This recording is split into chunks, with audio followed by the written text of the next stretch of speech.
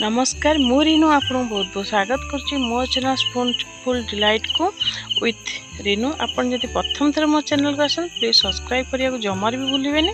आपन जदि फेसबुक रे देखुछन ते फॉलो करिया को जमा भूलिबेनी। तो आज चलते हेल्दी रेसिपी बनैबा जो जहाँ जो मन आंठू गंठी किंबा कमर बिंधा होतिबो एटा तांको पय बहुत जरूरी। तो ये पाया सूप बनैबा पाया सूप बनैबा हमको छेली गोड़ दरकार। मुझे 1 केजी छेली गोड़ नहीं जहाँ भल से धोईकी काटी नहीं काटी नेला पर आम मसला करने हमको दरकार गोटा पियाज किसी कंचा लंका छेचा अदा कटा होता रसुण पुदीना पत्र किछि लुण एवं ता सहित धनिया पत्र। आपन जदि किछि सेथिरा अलगा किछि ऐड करिया चाहते तो ऐड करि परिबे। तो एठी मु किछि लवंग गोलमरिच एवं दालचीनी नेछि।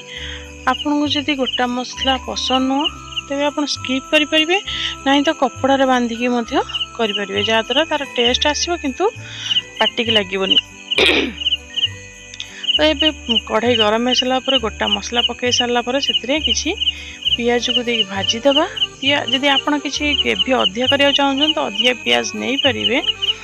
ता सहित किसी छेचा ही रही अदा देदेली कटा होता रसुण एवं पुदीना पत्र ता सहित धनिया पत्र पकई भल से टिके भाजी दबा। टिके भाजी सारा पर से रखी छेली गोड़ को देकी भल से भाजवा। तो से किसी लुण एवं से हलदी देदेवा किसी कौन सी मसला आम से नबा नहीं कारण आमको यहाँ हेल्दी दरकार हेल्दी सूपटे दरकार।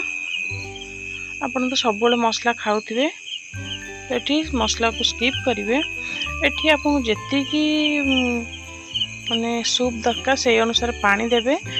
ये आपन को घंटे मत तो ये कढ़ाई रे घंटाए लगिला। आपन जदि चाहिए प्रेशर कुकर करें। More pressure cooker technical issue थी मु नहीं पार्ली मजा करी। तो ये मत घंटाए लगे आप प्रेशर कुकर करेंगे अध घंटा भितर आपंकर रेडी हो।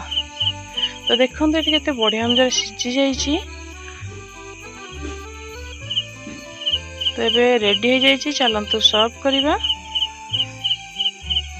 जदि आपन को मो वीडियो भल लगुथि प्लीज सब्सक्राइब करिया को जमार भी भूलिबेनी। ता सहित बेल आइकन प्रेस कर देबे एवं आपन जदि